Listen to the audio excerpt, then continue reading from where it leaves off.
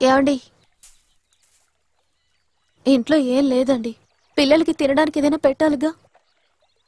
లీలా అక్క దగ్గర బియ్యం తీసుకుని 2 రోజులు గంజి పెట్టాను. దానికేంటి? దానికేంటా? వాళ్ళిద్దరూ మీ పిల్లలేగా, ఆకలితో చావమంటారా? నా దగ్గర ఇప్పుడేం లేదు. ఓ, తాగడానికి డబ్బుంది, ఇంటి ఖర్చులకి పిల్లలకి మాత్రం లేదు కదా. కొంచెం కూడా ప్రశాంతంగా బ్రతకనివ్వరు. ఇందా తీసుకో.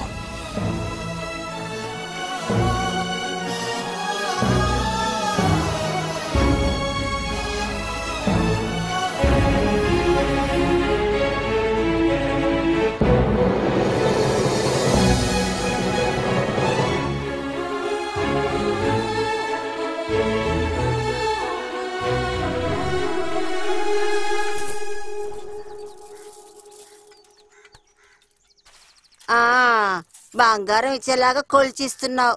మీరు ఇలాగే కదా నా దగ్గర డబ్బులు ఇస్తారు. ఆయన చాలా కష్టాల్లో ఉన్నారు, అందుకే ఇలా మాట్లాడుతున్నారు. కౌసల్య చెప్పింది సరేనే. మీ కష్టం కోసం నేనెంత కష్టపడుతున్నానో మీకు తెలుసా? సరే, నీ భార్య కాన్పుకి వెళ్ళొచ్చేసిందా? సరిపోయింది. అయితే ఈ విషయం నీకు తెలీదా? తర్వాత పురుడు పోసుకునే టైం వచ్చింది. అందుకు కష్టం లేదన్నమాట. అవును, ఏంటి మీ మేస్త్రి పెళ్ళాం వచ్చింది అసలు గమనించరా? ఎందుకోసం వచ్చారు?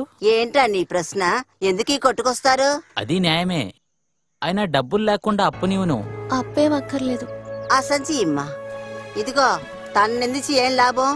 తను డబ్బులు ఇస్తేనే కదా ఇది కొట్టుకొచ్చి డబ్బులు ఇచ్చుకుంటుంది. బియ్యం వేవయ్యా. అదేమైంది? అతను వేరే చోట్ల ఏమైనా ఇస్తున్నాడా? అలాగే కదా జరుగుతోంది. ఇంట్లో ఉండే ఆడవాళ్ళకి బయట ఏం జరుగుతోందని తెలుస్తుందా?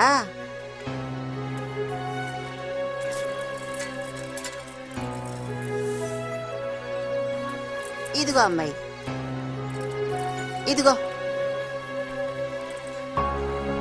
కాస్త ఆగుమా, వస్తున్నాను. నేను నీతిలో చెప్తున్నానని తప్పుగా అనుకోకు. నిన్ను చూస్తుంటేనే పాపంగా అనిపిస్తోంది, అందుకే చెప్తున్నా.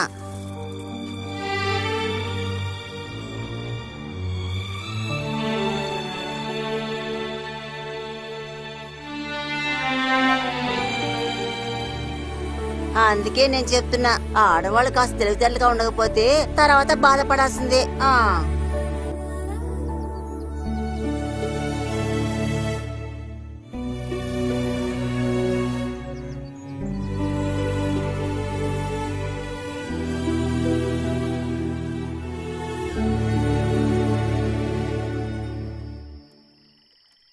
అమ్మా, ఇందులో నూనె అయిపోయింది అనుకుంటా. అయిపోతే వదిలే, చీకట్లోనే బతకాలి.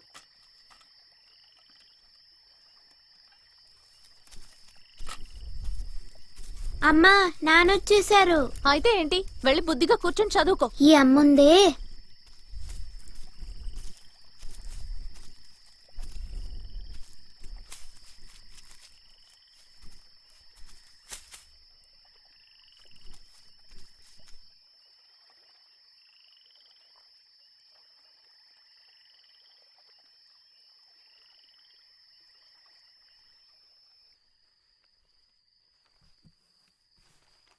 ఏంటే, మీ అమ్మ చచ్చిపోయిందా? చస్తే గోల్ వదిలిపోతుంది. ఏంటే?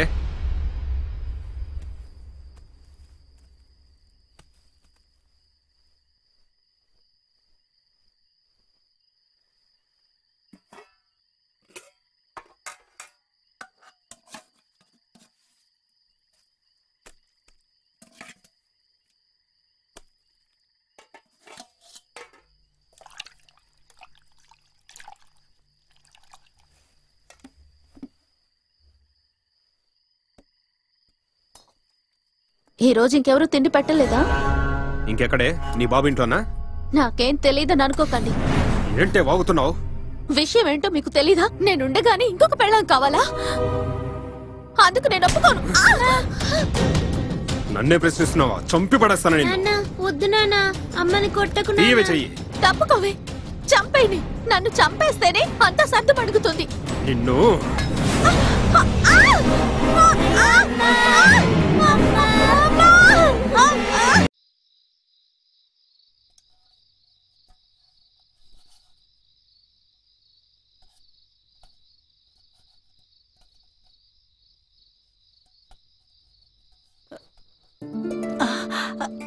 ఓరి భగవంతుడా, నేను ఇప్పుడే మీ గురించి మనసులో అనుకున్నాను.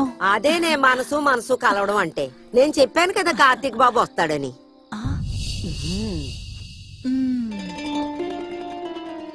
ఏమైంది మీకు? ఏదో కోపంలో ఉన్నట్టున్నారు. ఇంట్లో మీ ఇద్దరికి ఏమైనా సమస్య ఏంటి? ఏం జరిగిందో నాతో చెప్పండి.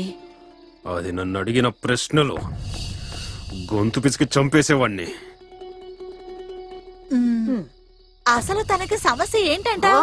కొంతమంది ఆడోళ్ళు కష్టపడకుండా తిని కూర్చుంటారు కదా, ఇలాగే పోగరుగా మాట్లాడతారు. ఎప్పుడైనా ఓసారి ఇలా దెబ్బ కొట్టి రావడం మంచిదే. నువ్వు లెంపకాయ ఇచ్చావా కార్తీ? అవును, మీరేమైనా తింటారా? నాకేం వద్దు. ఆయన అలాగే మాట్లాడతారు. బాగా కష్టపడి వచ్చారు కదా, నువ్వు వెళ్ళి గంజి పట్టుకురా. ఎక్కడ ఉంది? వెళ్ళు.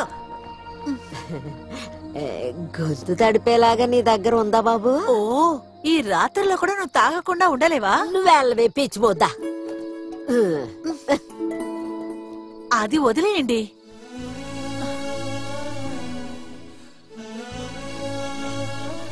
తనకిప్పుడు మీరంటే నచ్చలేదనుకుంటా. తన ధనవంతరాల కూతురని, అందంగా ఉంటుందని ఇప్పుడు అనుకుంటుందిలా ఉంది. అందుకే ఇలా చేస్తుంది. ఇంకెక్కడికి వెళ్లకుండా ఇక్కడే ఉండండి.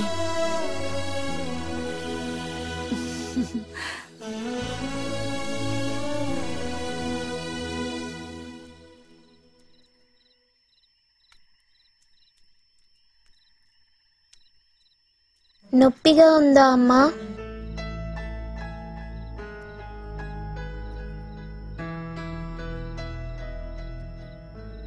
అమ్మా, నాన్న మళ్ళీ వచ్చి కొడతారా అమ్మా? నాకు భయంగా ఉందమ్మా. నువ్వు దేనికి భయపడకు, పడుకో.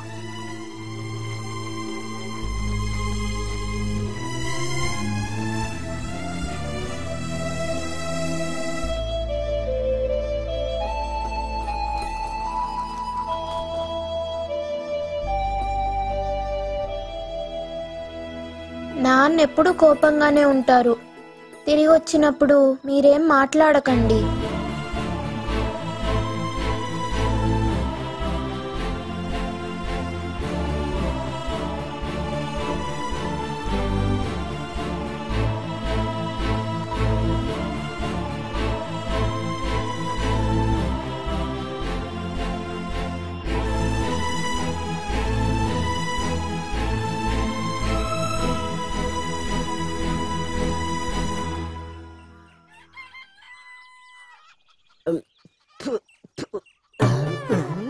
ఇక్కడే ఉందా? ఈ రోజుకి చాలు.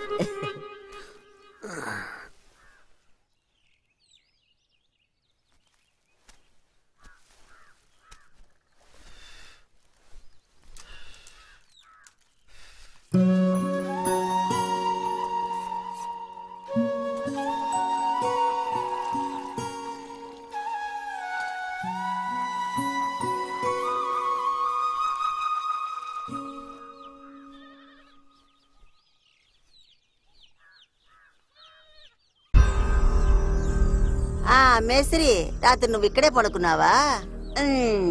జరగని జరగని.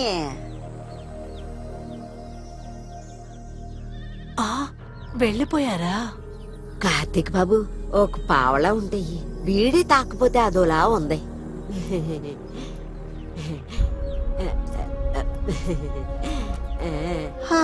అందరికీ అదృష్టం ఉండాలి. ఇలా అసూయతోనే మగ్గిపోయే జన్మలి. ఇలా చూడమ్మా, తన మాటలు నువ్వేం పట్టించుకోకు. అతని దగ్గర ఇప్పుడు మన యజమాని డబ్బులున్నాయి.